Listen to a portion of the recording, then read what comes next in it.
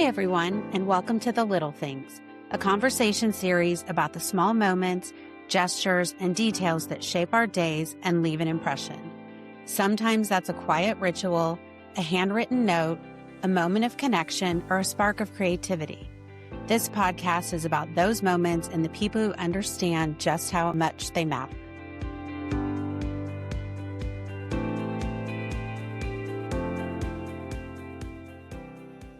Hi, everyone, and welcome to The Little Things. Today's guest is Amanda Jones Vaughan, mother of 4 boys, vintage style icon, and someone who has truly mastered the art of creating a life that feels intentional in the middle of the most beautiful kind of chaos. Amanda, I feel like your name has come up in different circles for me for so many years, and we finally were able to meet in person, which was wonderful.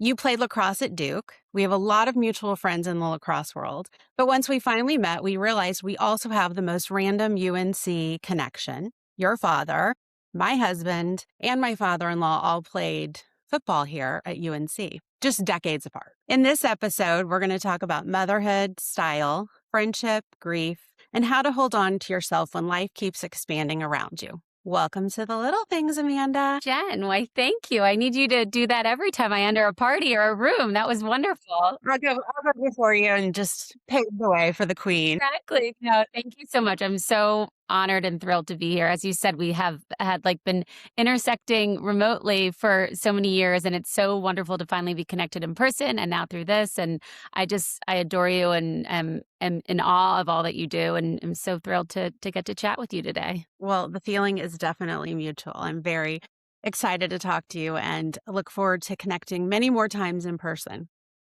Definitely. You've created such a distinct atmosphere around your life, your home, your style, your gatherings. Why do those details matter to you? I think that, especially in the phase and season that I am in now, as you said, there is so much chaos. It is beautiful chaos. But I show up as the best version of myself when I do have kind of my hand in a little bit of everything. My cup is filled in different ways. I show up as a better mother when I get that workout in or have a work event or something like that. And then I show up in the work world better when I have had a full day or moment or second with my kids. And it's an either or. And then outside of motherhood, it's just the creativity. And because of I know that, my husband knows that, we operate in a way where we value that for each other. And I think then through that, I have that lens of just picking up on those little things of knowing, the little moments are everything right now for me. Because I have a lot of little hands and toes and eyes and ears in my house, and it makes you stop and notice all the things for yourself, for them. And then I just think that's how I share my life, because that's what's important to me. That's what's exciting to me, whether I'm capturing it in a photo or I, am just soaking it in personally. I think those little things add up to a full life, a full day, and a full person for me. I love that you and your husband together know that you need both things in your life. You can't just be a mom. You can't, you've designed a life that you don't only want to work. You don't only want to be a mom. I think a lot of women have a hard time figuring out what you need to be your best self all the time. Like you said, you're able to give your best self to both things because you get a little bit of everything. Mm-hmm. Maybe sometimes it's more work, maybe sometimes it's more mom, maybe sometimes it's full weekends away with your husband, but you're able to put the pieces together and fill a puzzle that works for you. And I think that's wonderful.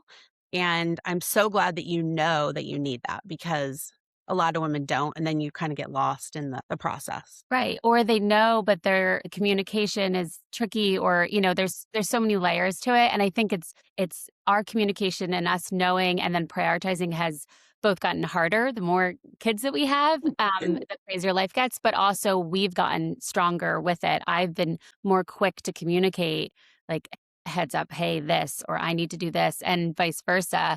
And I am a very independent woman, but I think that for my, best self to show up, I am pulling in my husband, and we are a team, and it's not perfect every day. It's not perfect every moment, but when I am the best version, when we're the best team, all of that the communication is flowing and we know what we both need. Teamwork in this situation is crucial, right? You're outnumbered. It's like, what is it? Man, I don't know. I'm not a sport. Is it man on what is it? What is it with you? You We've been in zone for quite a while. in zone. Okay, you're in zone. So you're in zone and fully and all hands on deck at all times. That's Right. just And then to jump on like sports like logo, which but like we always talk about like start your day on defense is so tough to start your day with a very adorable, cute little voice and face in your head, like in your face when you're still asleep, is a tough kind of like trigger moment to start your day. So we always try to start on offense, whether it's like getting up before the kids or at least, getting the kitchen set up for breakfast before you go to bed. And a lot of times my kids are coming in and pulling me out of bed, but there's little things to help not be on like total defense right from the start, help it feel like a little bit less of a panic moment when the day starts. I have a good friend, and you know her, Kara Canizero, and she always will say, champions adapt. And Yeah. you and your husband both played lacrosse in college. And I think that is a huge commitment and learning curve. You learn so much about yourself and about your time management and how you move through a chaotic world that it's great that you're applying it to your life. And of course, every lacrosse person will love that you're using it. It's like, so funny. So funny. Well, I feel like just witnessing as an outsider, you have a real genuine zest for life. What are little moments now in this beautiful chaos that feel wildly meaningful to you, right? It's changed over the years, right? So right now in today, what are you feeling? I think, for motherhood, with your first, you are kind of just focused on the next thing and when's this happening, when's that happening. And now with my twins who are 3.5, I have like double the moments of the chaos and the tantrums and all of that, but also of like the most adorable things. And it's two. So it's just kind of like double the moments in your face of like, oh my gosh. And then knowing with an older one, you know that they're not going to be playing imaginary this or that quite in the easiest way they're slipping into it right now. So I think it's being present as much as I can. And it's like both like breaks your heart and also like your heart is bursting and it's so fun to see my oldest, be developing. But I think it's that kind of toggle between the two is really helping me soak up everything with my oldest, with my twins and with my baby. But it's definitely just going through it with the older one, it helps you kind of take a step back and like really be like just soaking that in. So I feel like in motherhood, that's where I'm at.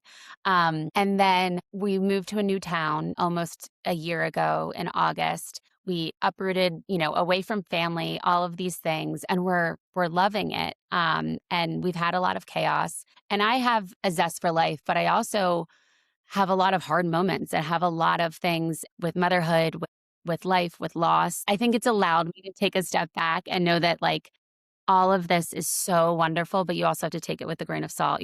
Through my short life so far, I've experienced things that has reminded me that you have to soak in the life and have that zest for life because it's short and wonderful and really hard, but you just have to keep going because you don't know what's around the corner for better or for worse. I think you do a great job of starting with a positive lens, right? Like, just like you said, not every day is going to be perfect. There are going to be tantrums. There are going to be mishaps. There are going to be big life things that happen that kind of derail that. But starting with a positive mindset and like a glass half full really helps to tackle all the things because it's just life, right? It is just what happens and you got to deal and you got to go through it. But every experience, I'm older than you, but every experience that you have with your kids or with your family or with your parents or with, that's always going to shape you. Every one of those experiences. And you've learned things from having your older son that you will do differently with your baby. And some things you may do the same. And it's sort of like this loop of like learning and evolution and taking what works and what sticks with you and moving forward. But having that positive outlook really helps. It You is.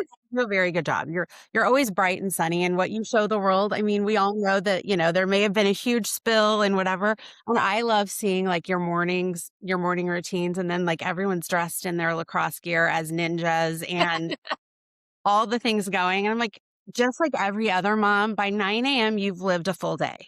It's like Totally. we've had 3 costume changes, we've had breakfast, we've had showers, we've done it all. And it's only 9. Yeah. And I think that, that getting into that negative it's just hard to climb out of it, and I know myself, and I know that there's times where I can get really, really down and hard, and it's not faking it till you make it always, and it's not sharing through rose-colored glasses. I think it is just such a dance. I feel like I've read something about, like, telling yourself today's gonna be a great day or smiling in the mirror will then you can't help but then have just a little bit of a boost, and when you're in the heat of a moment of a tantrum or something going on, it's easy just to go down and down and down and, try my best to take a step back, and I have an amazing therapist who, when I was dealing with like my mom being sick and all of that, she was like, you have to have 2 feet on the ground. And I've written about this, but if you're bouncing on the foot of positivity and everything's great, everything's gonna be fine, we're all great, and something hard or difficult happens, and someone could push you with your pinky and you're going to fall over. But then on the other end, you can't be hopping on the foot of like, everything's awful. This is awful, awful, awful, awful. Because when something bad happens, you're gonna stay on the ground, and it's just even harder to get back up. So it's all about having 2 feet on the ground. And sometimes you're gonna be leaning one way or the other, and sometimes you're gonna get pulled one way or the other. And I like that because it's not gonna be like woo woo woo, but it is reminding yourself, even the darkest days or the happiest days, it's like, okay, we're in it, and appreciate when you're on the one side. But I do like that, and I think that's why, as much as I can, I try to deal with every moment and every day with a little bit more of a 2 feet on the ground. Good mantra, and I think everyone can benefit from a therapy session. What I've learned over time is, like, it doesn't mean that you're desperately in need, but sometimes it's just a different perspective that helps shape you, and, there might be times when you're seeing someone because there's something big going on. Like, you just need to talk it out and have someone, like, reassure you that, "Okay, this is normal. Everything's fine. These feelings are valid." Right. That's been really helpful for me. Um, you know, Parents and people, we've grown up in different generations or been a part of families that have grown up in different generations with different beliefs, and it's not their fault, or I see the other side of it, but, my parents didn't grow up in it. They were both part of big families and siblings and sharing beds, and also like, tits up, pull your pants up and let's go, and also not talking a ton about it. And I think they did a good job of adapting from that as parents with us and talking, but still not like therapy. But like I started therapy because I was like figuring out I didn't like my job and I was trying to figure that out. And it's so wild to see the curves of where it's gone from then to today, but it helps me so much. And then it helps me talk about communication with friends and partners and everything like that. I learned so much about myself, the good, the bad, the things to work on. I love it. I can't recommend it enough. And I don't think it's a dirty or shameful word or thing. And I love that it's grown to be more accepted and known in the sports world with mental health and in the world in general. It's huge. And, it's definitely not a sign of weakness. I think it's the opposite. It's a sign of strength, knowing that you're confident enough to ask someone for help, guidance, support, just to a listening ear. And my husband and I are a part of an organization that's based out of New York called Project Healthy Minds. And they really are all about making mental health more accessible, less taboo, help accessible. And they bring in all kinds of celebrities and sports figures who talk about their mental health journey. And it's the very granular message that I've taken from what they do is like, don't ever wait, right? I mean, whether it's a dire situation or you just need it to survive your everyday or you need it as a sounding board, it shouldn't be shameful. It shouldn't be something that's not talked about. Like my parents would have never considered or talked about therapy. Like it wasn't a thing. Now it's just a tool to expand your knowledge and help you in the everyday. Your style definitely to me feels like a very wonderful extension of your life. It's collected, it's effortless, it's lived in, and it's never overly polished or untouchable. And really, honestly, the fact that you're wearing these incredible vintage looks or a beautiful, darling dress while wrangling 4 boys makes it feel that much more aspirational. And I love that. What draws you to vintage shopping and the timeless pieces that you love? Vintage specifically, I think for different reasons. I think that I've always loved having something that no one else has. And I think I've loved the search and the digging deep into things.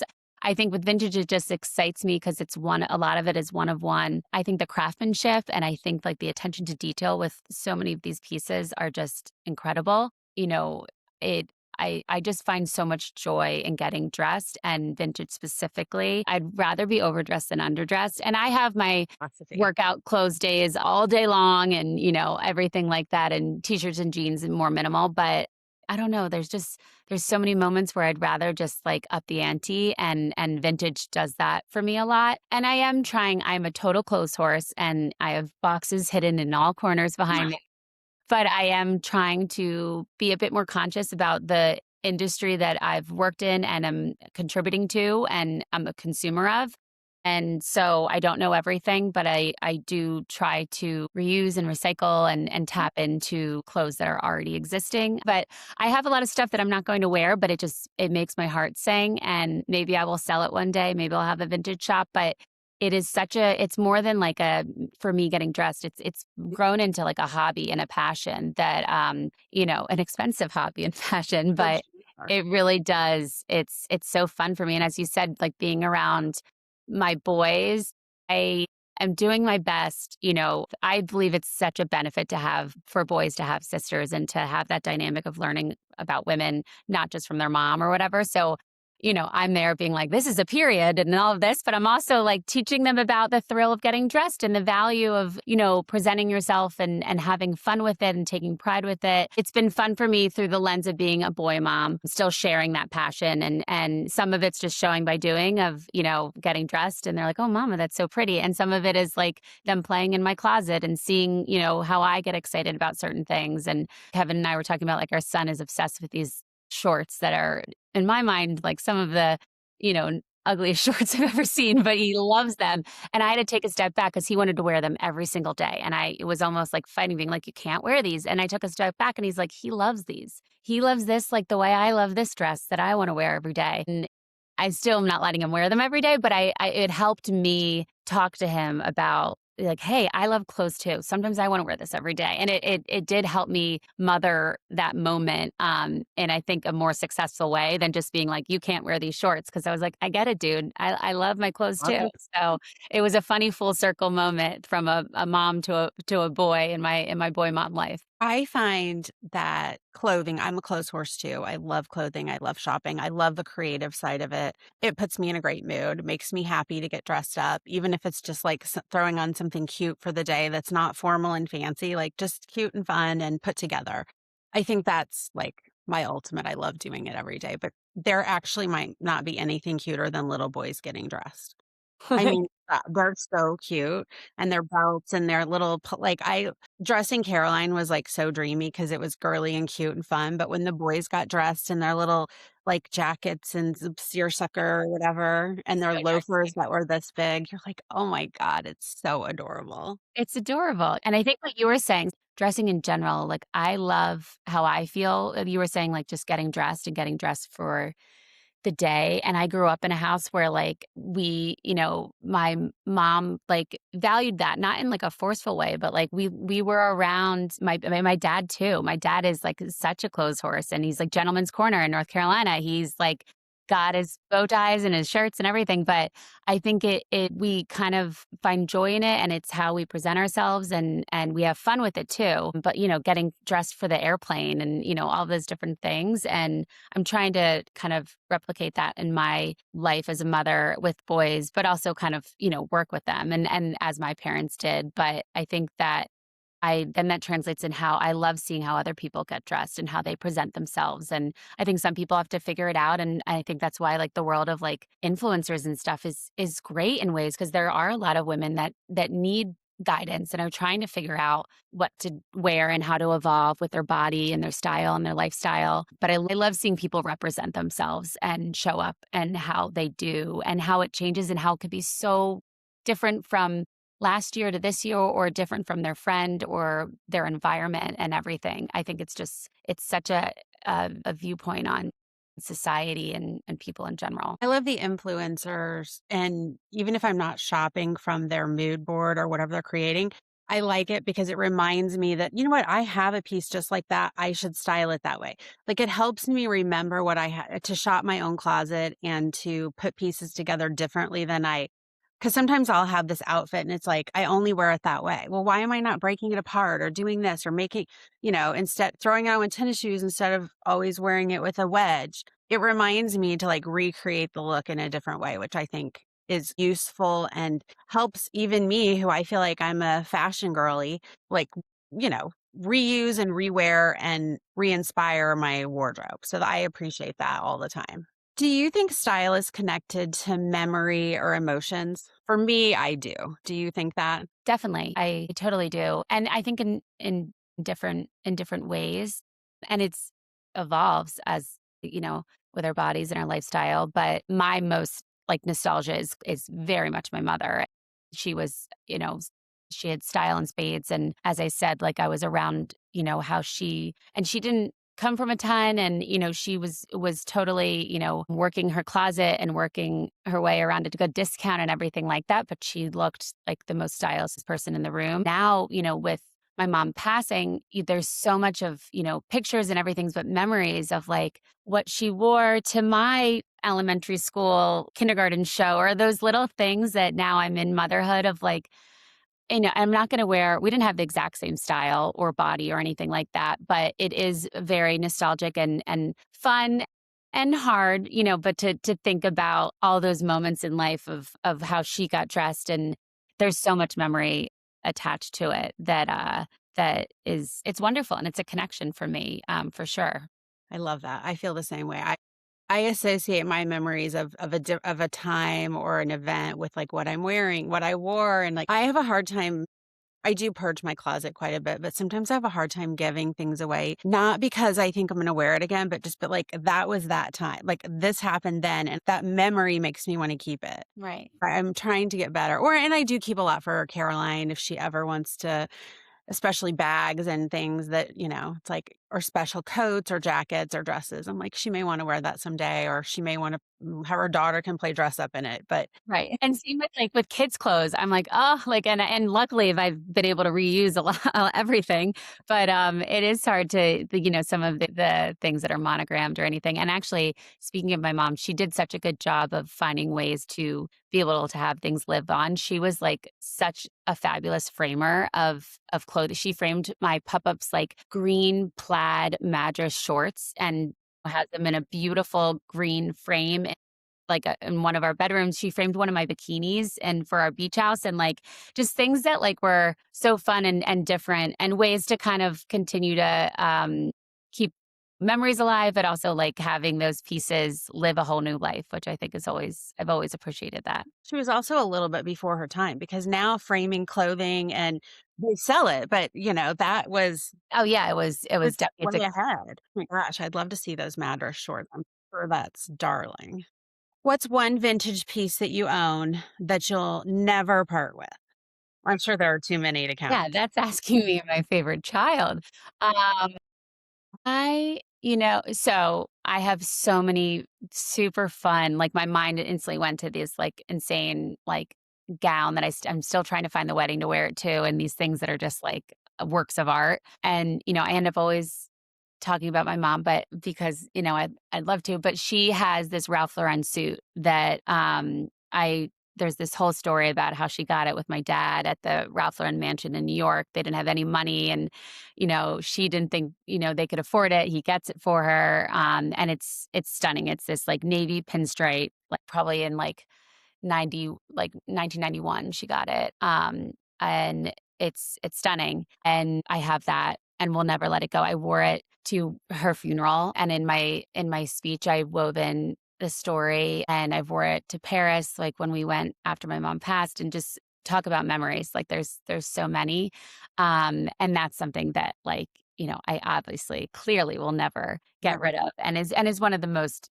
And it's interesting because it's like after wearing it to you know someone's funeral, it's a little interesting to then go wear it and have martinis in Paris. But I think that is the dance that we live with loss, and with the heartbreaking moments, and then the like, feeling joy of missing her in Paris, and or when I wear it wherever. So the first time I wore it after her funeral, it was a little like and then I just had this moment of like, "Yeah, of course you are, because it's gonna be a whole lifetime of both, like, your heart being ripped in 2 different ways and the joy and loss is love." So, it's definitely a piece that holds so much for me that will never, ever be going away.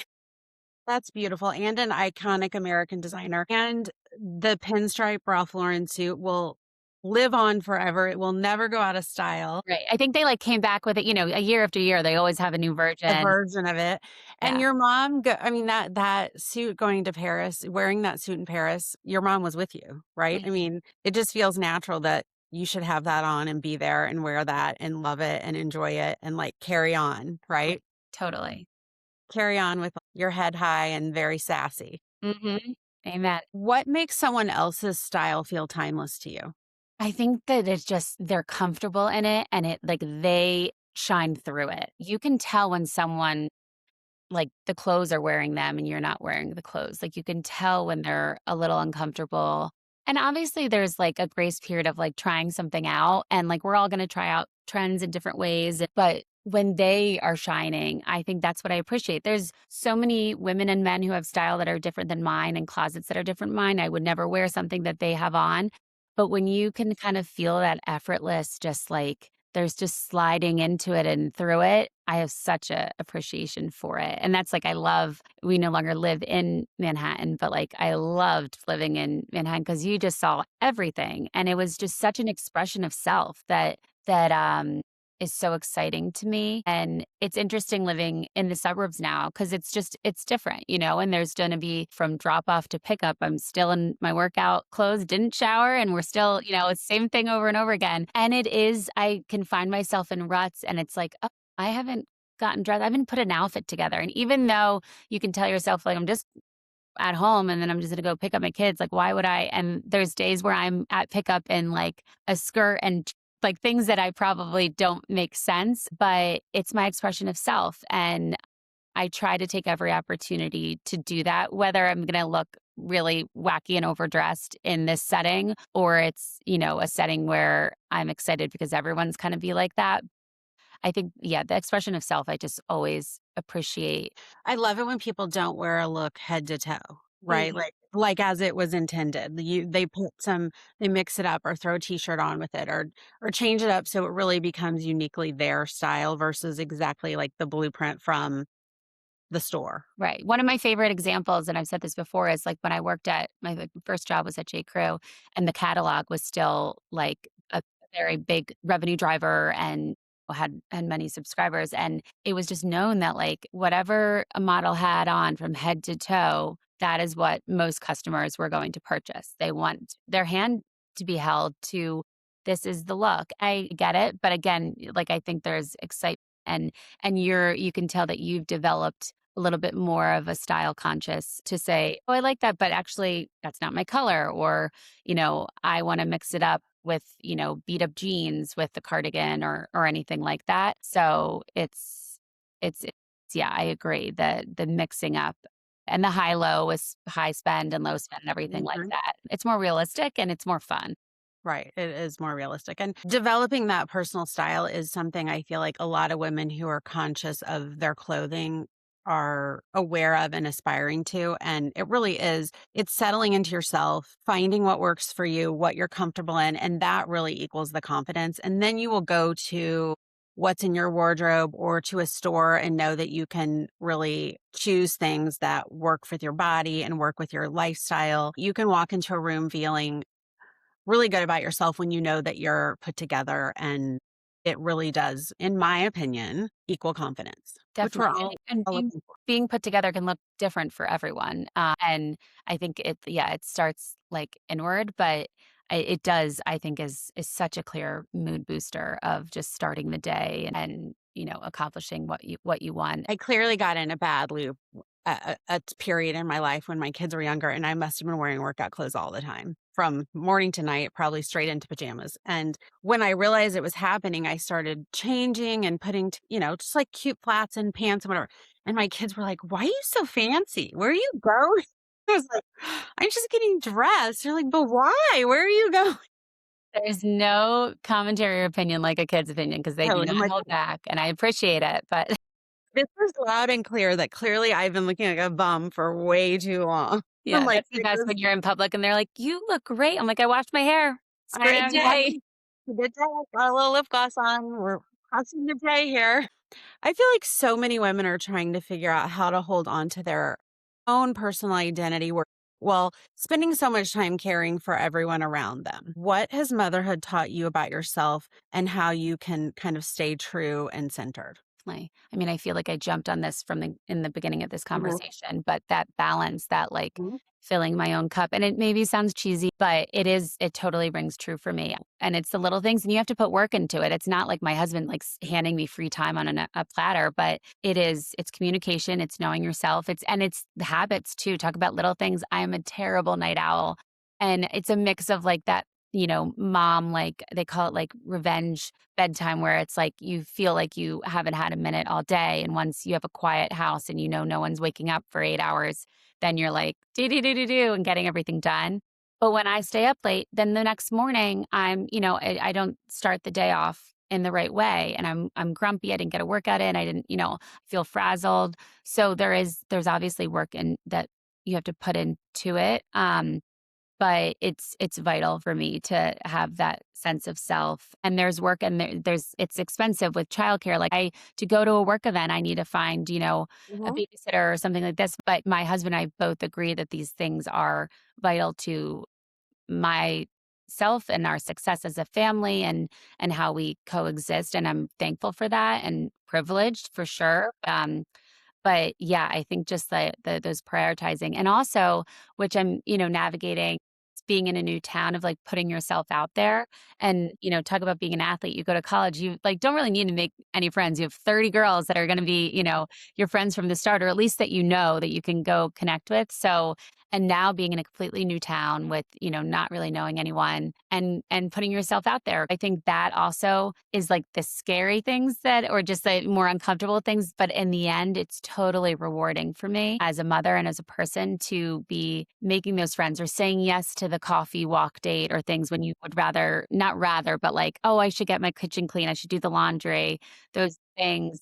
And also, date nights and all of that too. But I feel like it's that whole bucket of just like prioritizing that time really, really helps me just, yeah, be a better person and a better mom and less grouchy and not yelling, all those wonderful things. How do you squeeze those date nights in? You childcare and, any which way we will make it happen. We've been good at that. We also have a total village of my mother-in-law and my aunts, my dad, like, and tons and tons of babysitters that I just love and appreciate. But it's vital. We did that too. I thought that was really important. And you know, I think also leaving your kids with someone they need to see you walk out the door with your husband, especially all the boys. Like your dad, your dad's taking me out on a date. We're having a date. We're taking time for ourselves. And it's a way for you not only to stay connected, but really show your kids that you're prioritizing your marriage and that part of your family because it is one big unit. And, you give so much time to them that coming together and showing them that that is an important thing is valuable, very I saw valuable. something that and I feel like this can be taken in different ways, but it was like an old newspaper clipping, but it was an article or an op-ed about your kids are not the most important people in your family. The mom and dad are. And that doesn't mean that you're not, completely giving so much love and adoration and support to your kids, but that's how it operates because they need to know that there's that balance. I think that is really, really helpful for building their character and their understanding of the world and how to navigate through it. I agree. And I used to love leaving my kids with someone who is going to do something that, of course, you trust, right? But that's going to do something fun with them that I may not want to do. Like, Totally. it's good for them to be different around different personalities and forced to adapt and forced to, like, okay,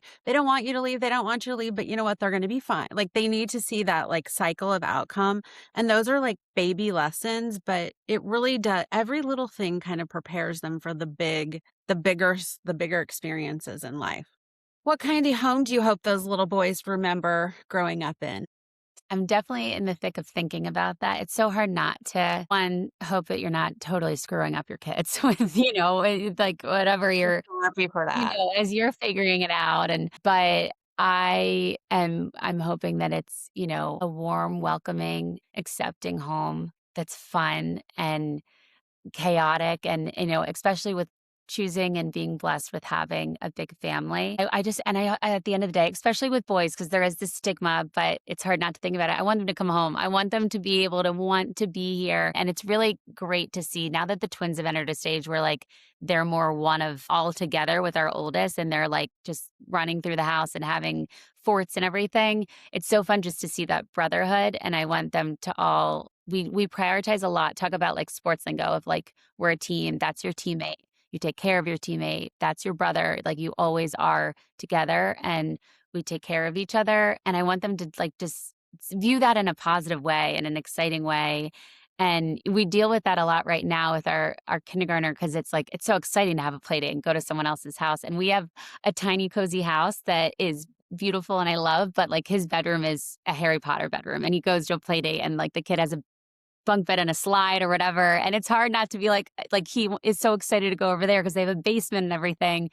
And Kevin and I talk about like, but still, this is our home and we see him want to be here and in our tiny yard and everything like that. Like my house growing up of just like there was always the uncle, the aunt, there was a party happening, there was, there was so much fun and life happening. And I'm not good at that every day. There's days where I'm wanting my kitchen clean and I'm stressed about having the play date or the plan going different than I wanted to be. But then remembering the kind of life that I'm wanting them to live in the home helps kind of take me a step back. And it's so fun and it's such an honor to be in this phase. Talk about like memories of like I'm building it right now. It's a little stressful because I'm like again I don't want to be messing it up. And I when I yelled like that or did I got upset about this mess? Did I mess up the memories altogether? And I know it's not, but it's hard not to think about it.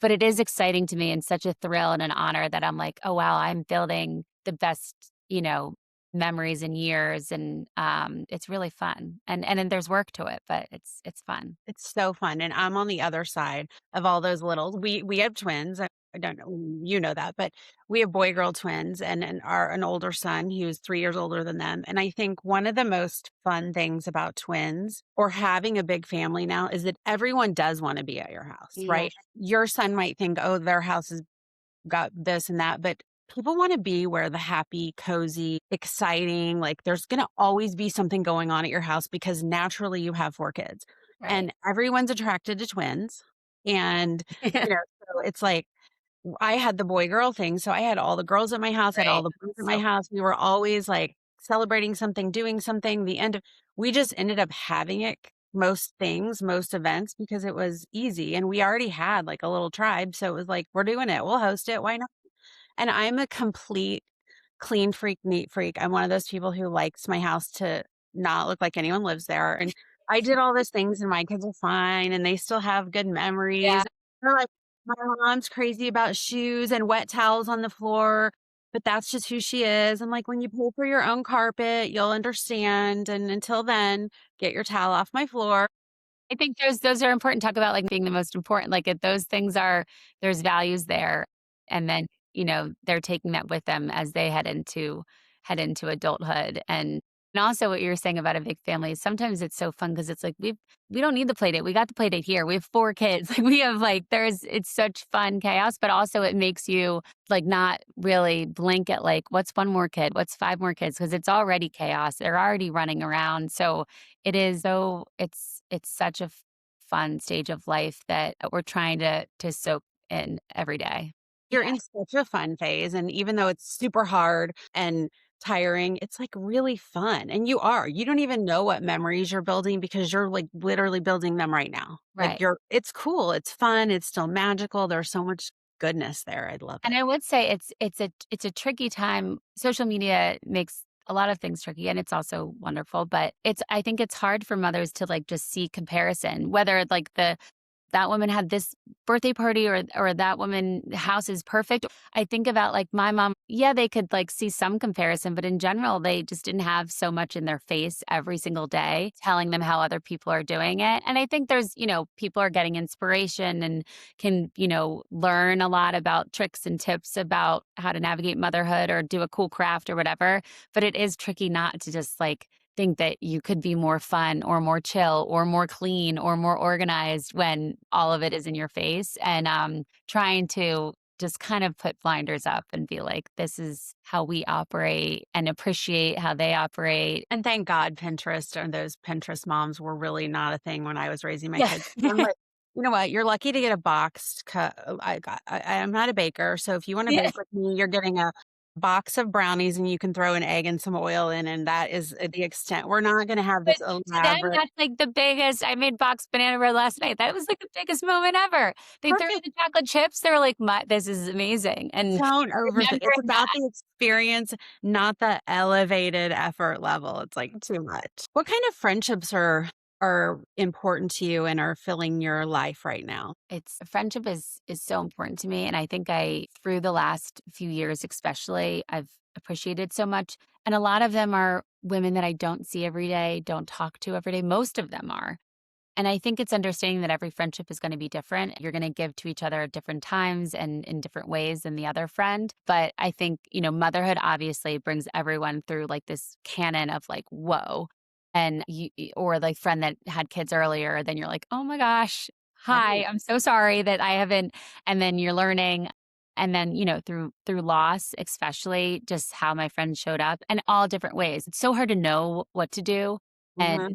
how to show up for your friends. And on the other side, for me, I found like it was a it was a tricky time because like a friend could say one thing and I want to bite their head off, and then they could say the same thing a day later, or a different person would say it to me, and it was like just what I needed. And that's so hard to be the friend that's like trying to figure it out to help your friend. But I think it was just the effort that at the end of the day was so important to me, and I just so appreciate it. And I'm not always the best at it, but I do try.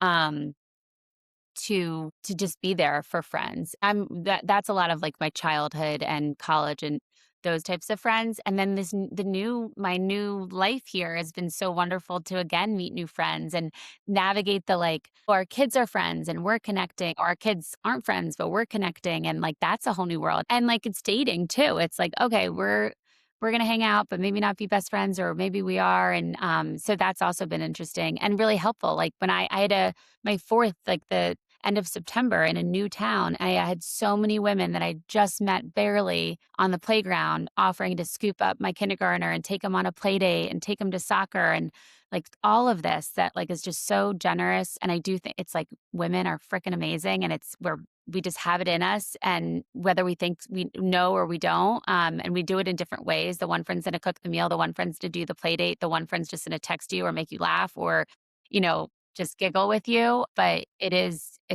so important in so many different ways. I could go on and on about, and I'm sure you could too, but it's just it's amazing, and it's amazing how much it evolves. There's just so much life that you're living that you couldn't do without friendship. I think, as I've learned over time, our life has seasons, right? And you're the women that you are, the girls that you were friends with as you grew up and in college and that you've kind of brought with you through your life's journey. And just like you said, you're going to meet new friends who are friends with your kids and through all of that. And that it's like collecting these people who kind of are your little tribe of supporters, cheerleaders. You can do the same for them. It's really important. And forming friendships with your kids' friends, parents, is vital because you want to know what's going on. You want to know where you're sending your kid, what kind of values, kind of what kind of families are you exposing your kids to?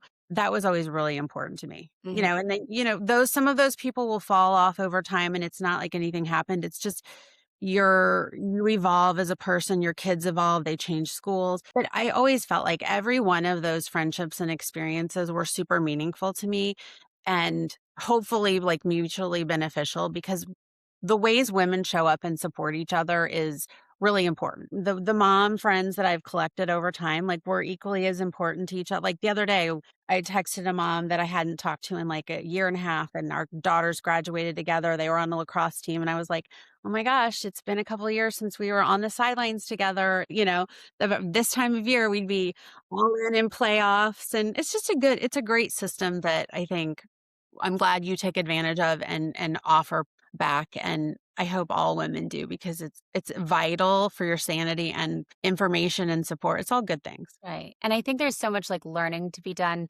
especially like with meeting a mom who has her son who's friends with my son is like she has 2, 3 older kids, she's like been through different things. And I think sometimes through like wanting to have confidence and wanting to navigate and feel like you're doing a good job, sometimes you feel not like a know-it-all, but you're like, you know everything and they're like, there's so much to learn still. I appreciate these friendships that like they are sharing tips and tricks of like what's coming or how to navigate this or that. Absolutely. It takes a whole village to get these kids raised and your sanity along the way. And any good things that you can take from other women is something that's valuable. Yeah. So you worked for other brands and now you're really becoming a lifestyle brand in a lot of ways. What's that transition been like for you and how do you see it evolving? It has been a transition and I'm still definitely in it and figuring it out. Also with just like owning it, I think to start with that, like when I'm at a dinner and someone asks what I do, I'm still kind of a little like, oh, I used to be like, oh, I work full time here, but I'm doing this on the side. And there is a little bit of like a stepping up of like, yeah, this is what I'm doing. I think that there is so much creative freedom in what I am doing and having my personal brand be something I'm developing, putting out into the world. There's you are on your own in certain ways where I would have a work in house and, there's the PR and the marketing and the person that can work their magic with this. And I'm like trying to edit a video. It takes me like 3 hours. So there's a lot of like pulling yourself up by your bootstraps and it's time to figure it out. But I also think that I have been in positions where I've been like eager to do everything myself or have these ideas and execute them. So it's been really exciting. It's difficult with childcare where like I'm still fitting things in between a nap time and things like that. Like this is your job and you have to treat it as such. And as much as, you like what's important today of like getting childcare so you can really do this podcast that's going to fill your cup and then get this work done and do this. And then still, my life 3 p.m. on is all mom. I mean, you really have your life is available from 9 to 2:30, right? Yeah. Because then you have to go into mom mode and get all of the stuff done, And then which within that, I'm mom mode for a baby, but like 8 months, I'm like, you're fine. You're my pal. But it is, yeah, it's figuring that out has been the unsexy but really vital things that when I try to wing it, then I end up rushing to pick up and I feel kind of grumpy or unsettled because I didn't get what I had to get done. And then I head into like that 3 to 7:30 PM shift with a little bit more of like being frazzled because I didn't get this done. So I think just like really owning it and looking at it as like this is my job and I am, excited for it and grateful for it, but let's treat it as such. This is my business. You're going to have people that are going to roll your eyes or judge or whatever. And all of the women that I talk to and know and appreciate and follow, the ones that kind of just don't listen to that noise and own it and don't care if they're going to be cringe are the ones that really shine and tend to like rocket ship off because I think people recognize the authenticity and like the courage to be who they are. and just because you're an influencer doesn't mean that you have to be influencing perfection, right? When I've like done something where I think it's what I should be doing or how someone else is doing it, that's when I'm like stressed and trying to figure it out and it's not totally working. And it's also doesn't typically has as much engagement and success. The way I do it, whether it's sharing 100 photos at a time where I'm told like that's too much, that's when I get the most excitement. I've realized like it might be different, but that's what works for me. And then that's what people want. They want what you are doing and what you feel good about. So I'm trying to remember myself like I am forging myself through this world, but I have to do it my way. But I think that's been a really important thing of just like appreciate and be inspired by other people. But at the end of the day, you got to do what feels right for you. We talked about this just a moment ago, but is it easy to view yourself as an influencer? Like, does that word kind of resonate or does it feel limiting? Because sometimes the word influencer to me, I wouldn't say taboo, but there's so much more to you than influencing.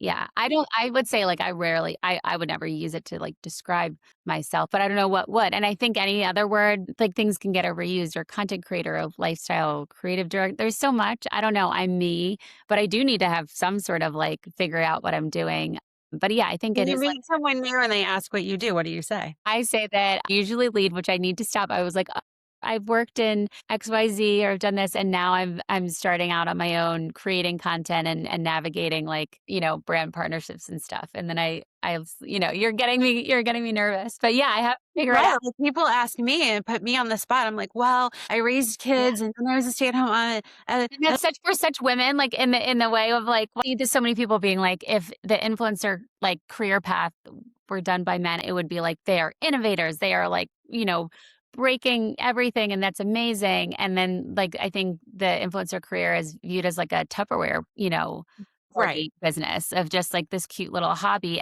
I mean, A ton.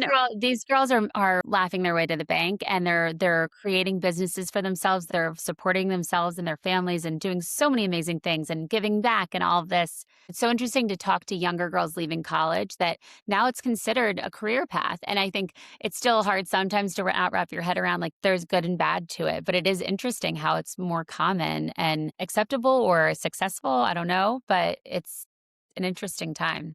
I agree, and it is hard work. I mean, you know this, but it is hard, and there's a so many layers that go into it beyond what you see on the screen, right? Like, when I look at some things, it's like, "Oh, that kinda," it's not easy. There's filming and da da da. I mean, there's countless things. So it's a lot of work, and it takes time. It takes a ton of time to do all of those things. And they're shifting economies and helping businesses grow, and I think a lot of them are introducing new brands and helping that designers and stuff grow, and there's good and bad to everything in every career, but I would say that it's been really fascinating to be a part of it and learn from other women and be, play a part of it too. What do you think your experiences in fashion, now your experience as a lifestyle influencer, have taught you about evolving as a woman?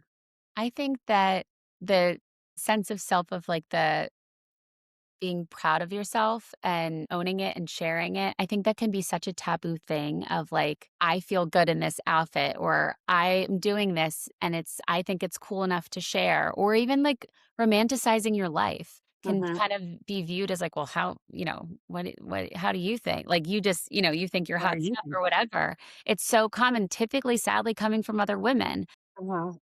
And I think it's helped me kind of step into it, not always. I'm totally have moments of doubt and worrying what other people think, but it definitely has helped with just owning myself and owning what I like and what I do and how I share and how I love my family or my husband or my cute house. And again, it's not always like that, but I don't think that's how I do things is and no one's business at the end of the day of if you 100%. you can consume it and you can enjoy it or you cannot like it also, but at the end of the day, it's what I'm doing. I always the, like, equation of, like, would you come into someone's home and be like, "Why do you have that lamp? Why do you have this? Why do you have that?" And that's sometimes the equivalent of, like, someone going and commenting on someone's life of, like, "You think you're this or that." It's so interesting, but yeah, just to land the plane, I think it has helped with just, like, how wonderful that there's so many different ways to live a life or wear a dress or do anything. And now, yes, it's hard sometimes to have it all out there and compare, but also if people want to share, amazing. If people don't want to share, I have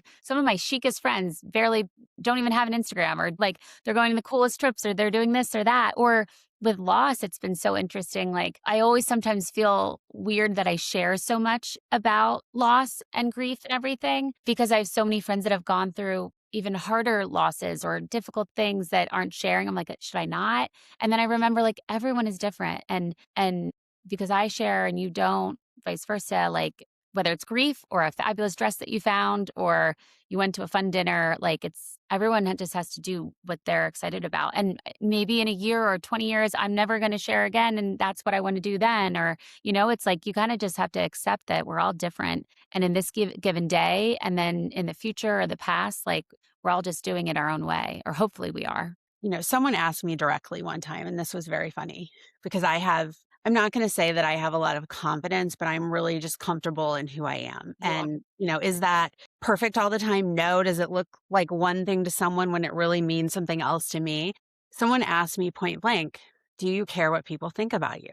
And like paused for a second and I said, "No." And it's not because I don't value someone else's opinion or whatever, but Mostly because I don't spend a lot of time focusing on it. I'm really thinking about what I got going on in my life, what I'm doing, what I'm trying to do, what I'm, not because I think what I'm doing is more important than someone else or anything like that, but just like my world is full, which then fills my mind. So I don't have a lot of time to think. I think focusing on ourselves and focusing on what's important to us and moving the needle forward, whatever that looks like, is so much more valuable than like looking at someone else through a critical lens. Totally. I mean, and how incredible. That's so badass of you because I don't think that everyone could say that. Just like I feel like my world is full, and if everyone lived like that, you would have so much less time to share negativity. And I do think becoming a mother and just getting older and experience more life helps you shift into that more because you realize life is short. You realize like it's no use, crying over spilled milk. There's just like more in your life to just be like, I don't have the time to think about this. I have the time to be kind. I have the time to be considerate, but I also like have so much on my plate and in my life and in my arms that I value and I'm working on that just help you kind of drop a lot of that other BS. Mhm.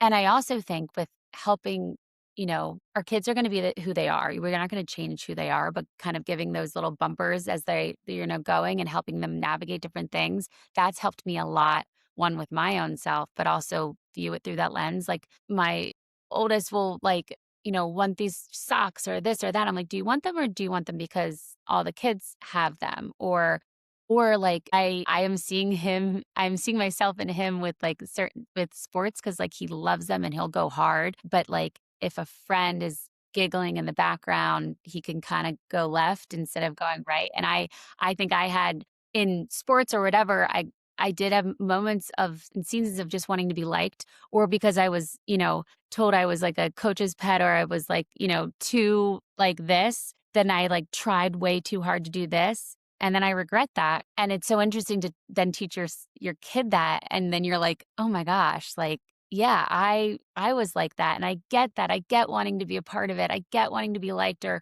not wanting to seem too into something."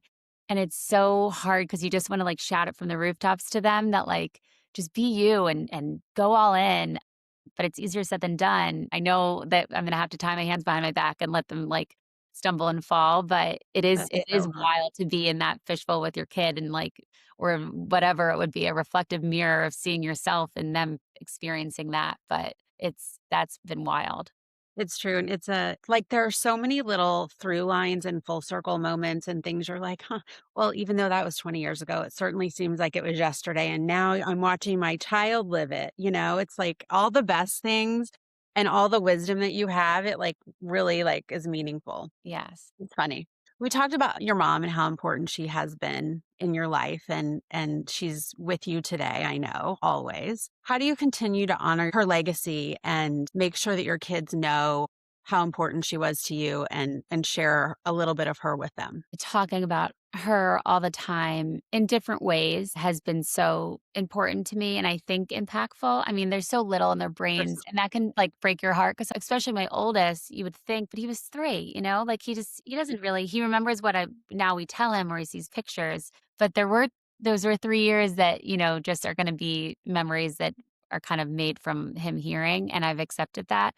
But talking all about her, about what she would like to do, or she did this, or she loved this. And it's so incredible what comes back and what's in those little brains. And they'll be like, oh, Mac, like, this type of ice cream or this or that. And you're like, it just comes out of nowhere sometimes, unprompted. And then I'm a big believer of signs, and I've gotten more into it after this loss of like seeing certain signs and calling them out to my kids. And now they see them and they'll point it out and it's so beautiful how they interpret things and how they see it. And, it's not how I wish and want her to be with us and be a part of their lives, but it's how I'm trying. And I think it'll evolve as they get older and have more conversations with them about it. And a friend of mine who lost her mom told me like she finds that she is a better mom because she is living like, herself, but how like, remembering the things that her mom did and the little things that, the surprises or this or that, that, help her be a better mom, and especially in the days where you just don't wanna do it or can't or whatever, you think about and that's I always not joke, I just like, I would kill to have my mom say like, "Yeah, sometimes I really like that 3 o'clock pickup really came quick and I did not wanna go." And I I drag my feet to go pick you up. Like, I would love like, obviously, I would love for her to shower me with, like, the compliments and the positive, but I also just really want a grievance with her of just, like, the things that, like I wanna know that she was in the thick of it, and I know that she was, but it's like, just to relate to that, but I find myself being a better mom when I, honor her legacy and her memories and how she was a mother, and I'm not gonna do everything that she did and as well or as stylish, but it is so fun to have that in my brain and share it and live it in my own way. It's the most precious thing when kids well, first of all, they're absorbing everything you say, even if you don't think it, right? Yeah. Even if they don't look like they are, they are. But it's, like, so precious when they bring something up that, like and have a way of surprising you, right? Like, it's adorable, and I know that those moments take your breath away. Like, All 3 I mean, Baby Bo is like a pile of delicious mush, but, like, the 3 older ones, especially J like, there's so much going on up there that's so cool to see what comes out, and my one of the twins is, like, really, like, will just say things of just how, like, the sun shines and Mac is so beautiful, she's shining down, it's gonna be a great day, like, just little things that you're like, "Wow." It's really yeah, it's really special and heartbreaking and all of the things. What a blessing to be able to have that. And I also something also I think about, like I have beautiful, wonderful women in my life that are now like that are my mom's age that I've learned that I didn't know, that are family friends that they lost their moms when they were in their 30s and had young kids. And I look at them and what incredible moms they are and how loved their kids are and how happy their homes are. And that's also been something that's been inspiring for me because they're good friends and also just like I'm like, life you can especially in my darkest, like, early on moments of grief, of seeing them live these beautiful lives without their moms in the way they wanted to was really inspiring, and I kind of had that in the back of my head. It's how I don't want to and no one wants to navigate motherhood and life, but it's an example of strength and that, like, you can do it and you can do it so well and magical and still have her obviously with you in different ways. it feels especially meaningful that your newest collection with Antonio Melani and Dillard's is all about nostalgia, storytelling, and treasured vintage inspiration. You've just launched this collection inspired by all your vintage finds. What's it been like translating your personal taste into a vintage collaboration and creation? It's been so fun, and I credit so much to Dillard's and the Antonio Melani team for really, like, allowing for so much creative freedom. They really go to you saying, like, "What do you like? What do you wanna create?" The floor is yours, which is a little daunting and exciting, but it was so fun to, again, tap into, like, my love of vintage and bring things into a Did new you light. literally take things from your closet and say, "I wanna work on a piece inspired by this look," Yes, or yeah. because I noticed the green set, which I love so Green much, just is in became a blue blue. set. Yes. Yeah. Yeah. And I knew that was, like, my heavy hitter. I was like, we gotta bring this back, everyone." Will everyone go wild on that? Yes. Yeah, I that was love really that. fun. It was by far the best seller, and that's a joy to me. I've grown up enough to now appreciate sharing, this love and, like, being like, I love how much everyone wanted that set and wanted to wear it and how much joy it brought, and so it was so just for lack of a better word, cool to, like, to do that and get all of these photos of friends and strangers wearing it to special moments and all of the pieces, it was such an honor to have them be a part of baby showers and bridal events and weddings and big days and it was a lot of work, but it was so wonderful. It scratched so many creative itches, but it was definitely a test of courage and of like ownership of just like this is what I love. I'm going to put it out there and hopefully you enjoy it. And what Dillard's really focuses on, because, I have a bit of experience in retail and Mhm, merchandising yeah. and stuff, that I would come to the table and be like, well, what are the best sellers? What sells well in this, category or this? And they're like, no, no, no, you're thinking too much. Like we appreciate it, but like, what do you like? Like at the end of the day, what's going to do well and the best is like what shines through for you and your style. Cause that's what most women are coming to shop for is like, a replication of you and an extension of your style. So that was really helpful to kind of take a step back and see that it's like just like truly let your heart sing of like what you find fun and exciting and yeah, I couldn't say enough good things about the experience and And I'm proud of myself. I think it was such a honor of an experience that, yeah, it was wonderful. Well, what a dreamy way to dip your toe into design, right? Definitely. And I'm also very proud of you because it's like that is no easy feat. I know from being in fashion and being in retail and, from inception to putting it out in the world, so many things happen, so much time goes by, and you did it successfully, which is really fun. I mean, that's art. You think they'll be around too in your future at any. Love it, you never know, but I would absolutely love it, and it's totally opened doors already for different opportunities and having me put, my name and hat in different rooms and rings, so I'm so thankful for that. That's exciting. I can't wait to see what's next. What do you think vintage pieces have that modern fashion sometimes lacks? I talked about craftsmanship. I think there's so much there that, unfortunately, and there is so much in current brands, but a lot of times it goes to the wayside of just how things are made and put together, the quality of product, the materials. And I love thinking about the heyday of like women like building their trousseau with like the, personalized pieces and like the tailoring and all of that was so high touch. And I think that there was just so many different styles going on and different ways to wear them that I think I do appreciate how women are finding their style or finding how to style themselves, but there can be a lot of sameness. There can be a lot of confusion of like talk about like, do you like this or do you wear this because other people are wearing this? I think there's a lot of noise in trying to figure out your style right now. And I think people one saw themselves less. There was less couldn't stare at themselves in pictures anymore, maybe the mirror, but there was just like less of that exposure. So you were just putting yourself out in the world in a different way of like worrying about how it will photograph or how it will be perceived and more of just like the one-on-one interactions. And I think that like the I just so appreciate, like, the creativity of, like, a tassel or a feather, just, like, combination of things that just thinking about back then that how it was put together, and there was more opportunities to dress up, dressing up for church, dressing up for, dinner, an airplane, travel, all of those things, so I think there was a lot more product that you're just not seeing being worn as frequently now. I also feel like designers back then were designing for women. Mhm. Now, I think oftentimes designers have to design it with what will sell in mind. And Yeah. before, it was like about creativity and femininity and all the little special touches and less about the retail product. And now they have to think about what's going to sell. I think with back then, like, there was just an understanding with everything, with interiors, with, like, furniture, like, now I feel like talking to friends that are designers and people want a couch tomorrow, and it's like, if you Mhm. want this quality of a couch, it's not coming tomorrow, it's not coming the next day, and I think it's the same with fashion of, like, there was an understanding of, like, that this collection took time, and there was also with availability, if they were a limited run of things or it was, made on body, but, like, now it's like there's just so much, and then there's just excess, and then you get sick of it, and it's such a hamster wheel that's really interesting when you're comparing the 2. I think the whole mindset of fashion has changed and that vintage, the details and the love and the care that was put into the vintage and the like just true eye for fashion is what makes vintage pieces so special and those collections really interesting. And now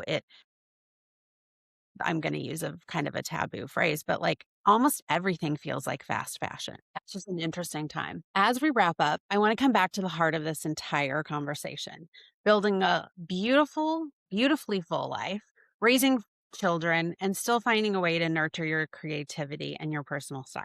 What moments lately have been times when you say, I'm loving this life and everything in it?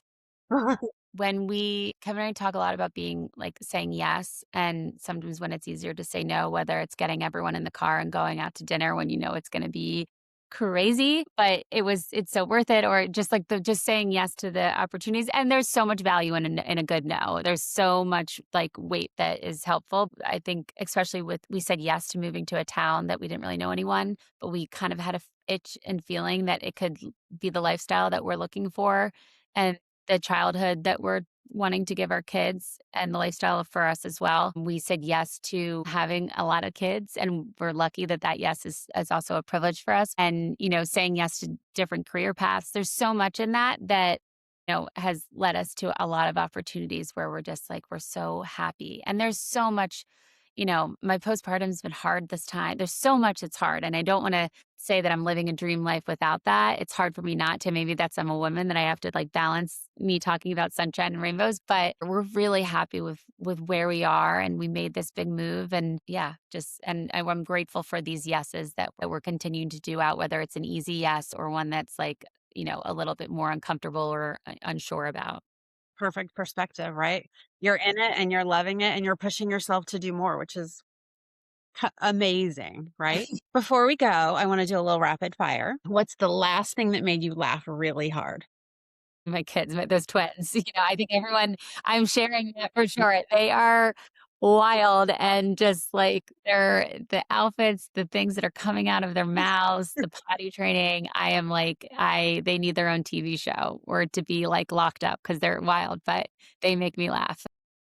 That could be a reality show, I'm sure, which is amazing. 3 words that describe the life you're living right now. Goodness. Lucky, beautiful, chaotic. I could say a million more, but Yeah, that's a perfect combination, right? It's the real moments, all the good and all the crazy at the same time. Well, thank you so much for being here. And thank you to everyone for listening to this episode of The Little Things. What I love most about this conversation was how honest and grounded it felt. We talked about style, motherhood, but also friendship, ambition, grief, all the things that make life worth living and a beautiful, chaotic mess, right? And the challenge of satisfying and staying connected to yourself when life keeps growing all around you, which is happening to you every minute of every day. Amanda, you remind us of what it means to have a meaningful life, and that doesn't mean perfect, but perfectly full. Sometimes it looks like vintage dresses, sometimes it's morning ninja sessions, sometimes it's evolving dreams and meaningful friendship, but mostly finding the joy in the middle of the everyday. I'd love for you to take me on a vintage shopping trip. yes, please. Oh my gosh. Yes, Can please. we book that one of these days? That would be so much fun. Yeah. Thank you for listening to The Little Things. You can follow Amanda on Instagram at Amanda Jones Vaughan to admire her beautiful aesthetic. And tell me quickly about your Substack. What's it called? That said, yes, you can search my name or search that said, but it'll pop up and we're back up and running and having a lot of fun over there too. I loved this week's drop. Oh, thank you. Thank you. And thank you, Jen. It's been such an honor and I've loved listening and kudos to you to being saying yes to opportunities and starting this and all the other million things that you have cooking. But this has been so fun. Thank you.